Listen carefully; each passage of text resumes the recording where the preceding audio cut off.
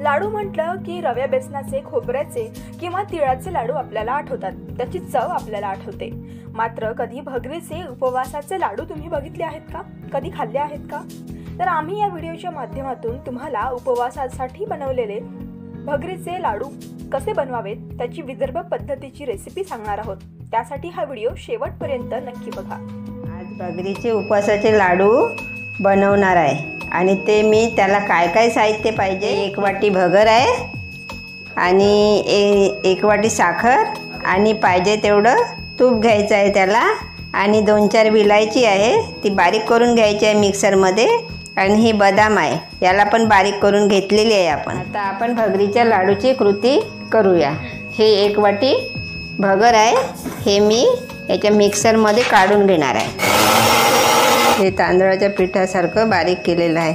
आपण आता हे तूप या कढईमध्ये टाकून घेऊया, याच्यामध्ये टाकून घेऊया आणि चांगलं परतून याला शेकून घेऊया। याला आपण आता छान परतून घेऊया थोडं तांबूस येतपर्यंत। आता याला भाजायसाठी कमीत कमी 10-15 मिनटं लागेल आणि एकीकडे मी पाक ठेवते आणि याच्यामध्ये थोडं पाणी घातलं आहे मी।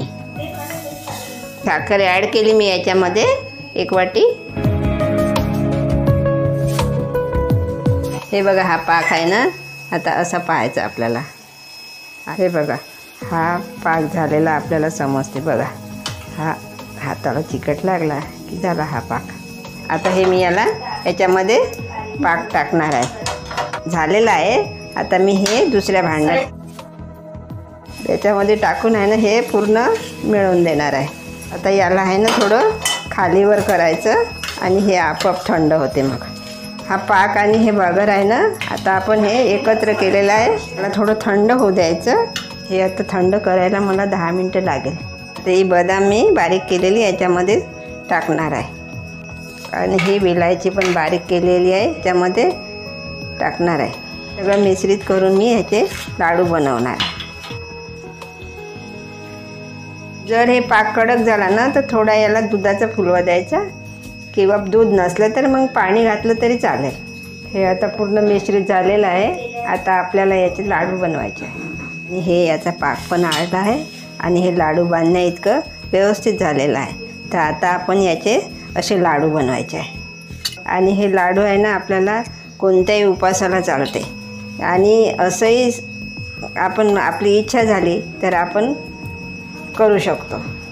आणि ही रेसिपी आहे ना मी माझ्या घरी आणि बऱ्याच दिवसाची बनवत आहे, उपवासाला किंवा असेही म्हणजे आवडीनं खातात। हे बघा हे जे मी 1 वाटी प्रमाण घेतलं ना, तर हे 4 लोकांसाठीच घेतलं होतं, पण याच्यापेक्षा तुम्ही तुमच्या सोयीनुसार जास्त करू शकता।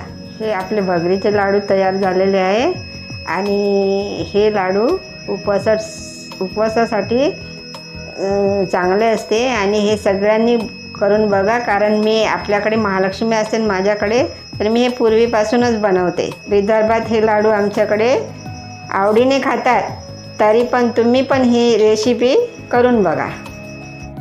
तर अगदी कमी वेळामध्ये कमी साहित्यामध्ये बनवून तयार होणारे भगरीचे उपवासाचे लाडू ही रेसिपी तुम्ही देखील एकदा नक्की ट्राय करून बघा। Amita Shinde, news 18 local, Wardha.